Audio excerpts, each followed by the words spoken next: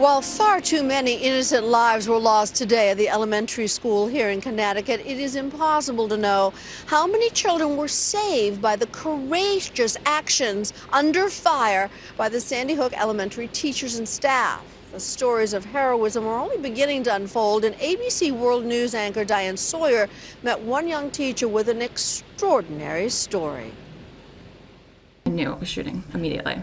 It was just repetitive sounds? Yeah, it sounded like the type of gun that just shoots over and over and over again. And I just told all of our students that we had to get in the bathroom. It was all I could think of. I put one of my students on top of the toilet dispenser. I just knew we had to get in there. And I was just telling them it's gonna be okay, you're gonna be all right. I had pulled a bookshelf before I closed the door in front of it. So it was we were completely barricaded in. I turned the lights off. Did you tell them to be quiet? Did you worry about one of them shouting? No, I told them to be quiet. I told them we had to be absolutely quiet because I was just so afraid that if he did come in and then he would hear us and then he would maybe just start shooting the door. So I said, no, we just have to be absolutely quiet. And I said, there are bad guys out there now. We need to wait for the good guys. They're coming again. I wanted us to be okay. And I'm so saddened that there are people who in this situation are not okay. And my heart goes out to anyone who knew them and was a part of their lives. I just can't imagine. Did they cry?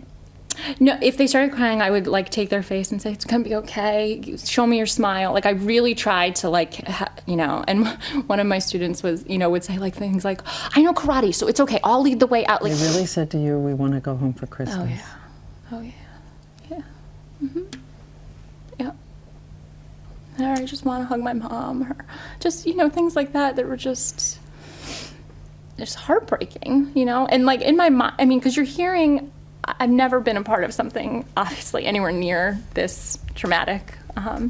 And so I'm hearing the gunfire in the hallway, and I'm thinking in my mind, I'm the first classroom. Why isn't he coming? I'm thinking we're next. And, and in my mind, I'm thinking, as a 6-year-old, 7-year-old, what are your thoughts? What are your, and I'm thinking that I have to almost be their parent. I have to tell them, so I said to them, I need you to know that I love you all very much and that it's going to be okay, because I thought that was the last thing they were ever going to hear. I thought we were all going to die.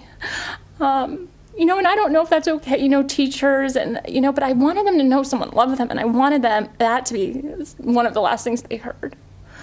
Not the gunfire in the hallway. It's just horrible. Horrible. How did you know you were going to be okay? What happened? I didn't. What finally happened was the gunfire stopped. The gunfire wasn't that long, so that stopped, but I said, no, we're not going anywhere. We're staying here until someone good comes in, gets us out. So eventually what happened was the police came and started knocking, and obviously, I was completely beside myself, and I said, I don't believe you. You need to put your badges under the door. So they put their badges under the door. I said, if you're really a police officer, then you would have a way to get in here. You would have a key, or you would have gotten it from the janitor. If everything's okay now, you would have found the keys. So he had the keys, and he found the right one, and he unlocked the door, and then they brought us out to the firehouse to meet up with the rest of the teachers and students, waiting for parents to come and pick them up. I think there are a lot of people who want all the teachers to know how much it means to them, how much they care about their children. Mm-hmm. How could you not? Thank you. Thank you.